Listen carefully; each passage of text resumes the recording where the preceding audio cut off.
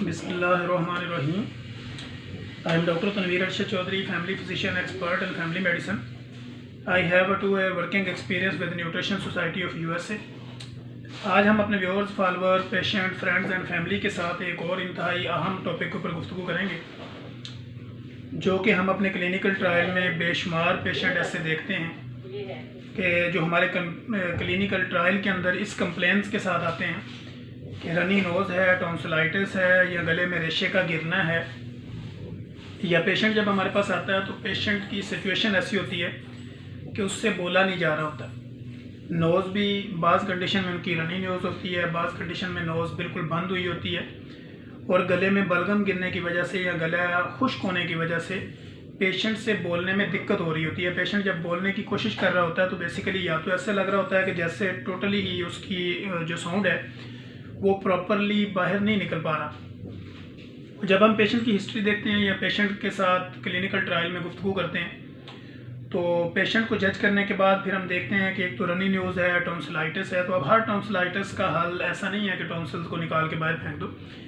ऐसा नहीं होता। बेसिकली टॉन्सिलाइटिस जब होता है तो आपके एक तो स्वेलिंग इन एरिया में सोजिश आपको फील होना शुरू होती है, दूसरा आपके गले में रेशा रहता है या आपके नाक से जो है वो रेशा गले में गिरता है। जब ये दोनों कंडीशंस होती हैं कि रनी नोज़ भी हो, आपके गले में रेशा भी गिर रहा हो और गले नीचे से स्वेल भी हों, जब भी हम ऐसे फिजिकल एग्जामिनेशन में हम जैसे पेशेंट को ऐसे पकड़ के बच्चों को, बड़ों को या किसी को भी देखते हैं तो फील होता है कि यहाँ पे कोई स्वेलिंग हुई है, टॉन्सिलाइटिस हुई है।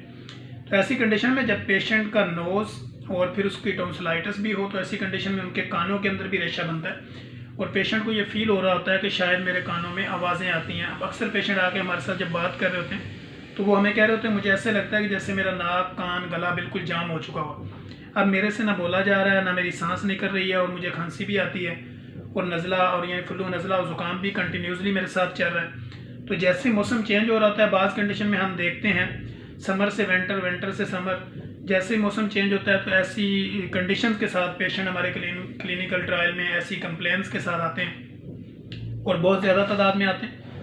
हम डिफरेंट जगह पे बैठ के जब प्रैक्टिस करते हैं तो ऐसी कंडीशन में हम देखते हैं कि अगर 50-100 की ओपीडी है तो उसमें से तकरीबन 35% या 40% पेशेंट ऐसे हैं जो इस कंडीशन के साथ आते हैं कि उनको टॉन्सिलाइटिस भी होता है, बाज़ कंडीशन में थ्रोट इन्फेक्शन भी है,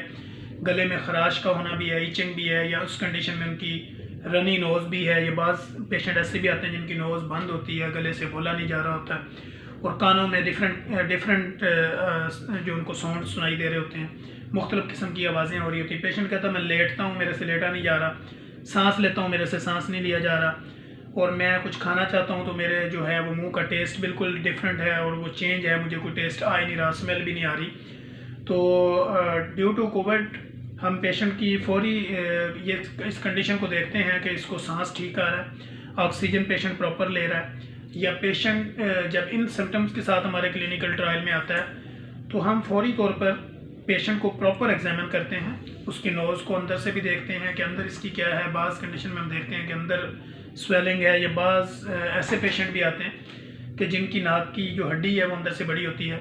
और ऐसे पेशेंट भी होते हैं जो कंटिन्यूसली टॉन्सिलाइटिस का शिकार होते हैं, या उनको कभी टॉन्सिलाइटिस का मसला हो जाता है, कभी उनके गले में कोई और प्रॉब्लम हो जाती है, ईचिंग शुरू हो जाती है, खराश शुरू होती है, आवाज़ बैठना शुरू हो जाती है। डिफरेंट ऐसे डिजीज़ के साथ, ऐसी कंप्लेंट के साथ पेशेंट हमारे क्लिनिकल ट्रायल में आते हैं।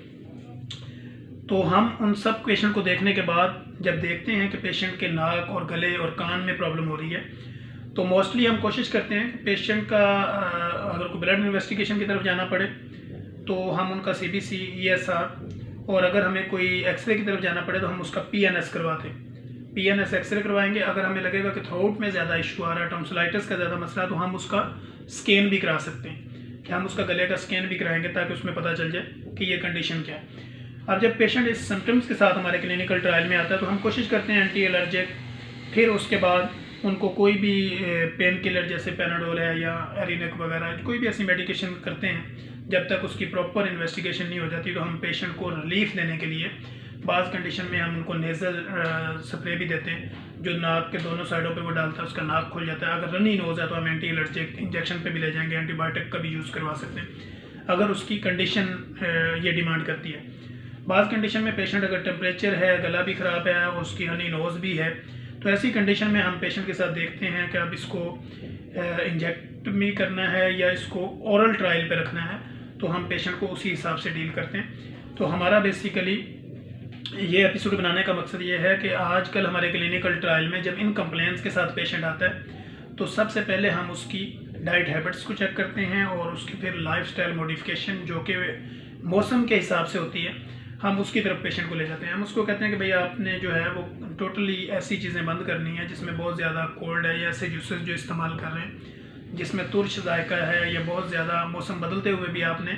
अपनी डाइट हैबिट्स को चेंज नहीं किया, ठंडे जूसेस का इस्तेमाल कर रहे हैं, फ्रिज वाली चीज़ों का इस्तेमाल कर रहे हैं, या स्पाइसी ऑयली चीज़ों का इस्तेमाल कर रहे हैं। तो ऐसी कंडीशन में हम उनको कहते हैं कि जब तक वेदर स्टेबिलिटी ना हो जाए तब तक आपने ऐसी चीज़ों से अवॉइड करना है, और आपने ग्रीन टी का चाय वगैरह ले सकते हैं, ब्लैक कॉफ़ी ले सकते हैं, या ब्लैक चनों का इस्तेमाल कर सकते हैं, ड्राई फ्रूट्स का इस्तेमाल कर सकते हैं। तो ऐसी कंडीशन में आपका जो है वो नज़ला ज़ुकाम ऐसी कंडीशन ऐसी कैफियत से आप निजात पाएंगे। लिहाजा हम अपने पेशेंट व्यूअर्स फॉलोअर्स कहते हैं कि अगर आपको टॉन्सिलाइटिस का मसला है, रनी नोज़ है, या नोज़ ब्लॉक है, या आपको एयर इन्फेक्शन है, तो ऐसी कंडीशन में बेजा एंटीबायोटिक का इस्तेमाल और बेजा ऐसी मेडिसिन का इस्तेमाल जो विदाउट कंसल्टेंसी आप लेंगे, ये आपके लिए नुकसानदेह हो सकती हैं, आपके जिगर पे इफेक्ट कर सकती हैं, आपके किडनी पे इफेक्ट कर सकती हैं। लिहाजा टोटली आपने कोशिश करनी है कि विदाउट मेडिसिन आपने अपना लाइफस्टाइल लाइफ मॉडिफिकेशन चेंज करनी है, डाइट हैबिट्स को चेंज करना है, तो नज़ला ज़ुकाम बुखार पे आप इसको कवरेज देंगे। अगर आप देखें कि इन चीज़ों से ये कवर अप नहीं हो रहा, तो फिर आप कंसल्टेंट के पास जाके अपनी उनके साथ सारी सिचुएशन को डिस्कस करें। फिर आफ्टर कंसल्टेंसी जो भी वो आपको मेडिकल की गाइडलाइन दें उसके हिसाब से अपना ट्रीटमेंट करें। 3 to 5 days, 5 to 7 days, 7 to 14 days, वो डिपेंड ऑन योर कंडीशन। तो आप जब भी अपने कंसल्टेंट के पास जाएँ, प्रॉपर उनको बताएं कि मुझे कब से ये मसला है और क्या मैंने खाया था, क्या मेरा लाइफस्टाइल है और क्या मैं अपनी रूटीन में खाता हूँ, तो तब जाके वो प्रॉपरली आपको डायग्नोज कर सकेगा और आपके लिए इसकी गाइडलाइन बना सकेगा। तो फिर आप जाके नज़ला ज़ुकाम और गला और नाक का बंद होने से आपको रिलीफ मिल सकेगा। तो हम इंशाल्लाह कोशिश करेंगे कि नेक्स्ट एपिसोड के अंदर जो भी हमारे क्लिनिकल ट्रायल में ज़्यादा केसेस आएंगे, हम उसी को मौजू बनाकर आपके सामने एक नया एपिसोड लेकर आएंगे। तब तक के लिए हमें इजाज़त दीजिए। अल्लाह हाफिज़।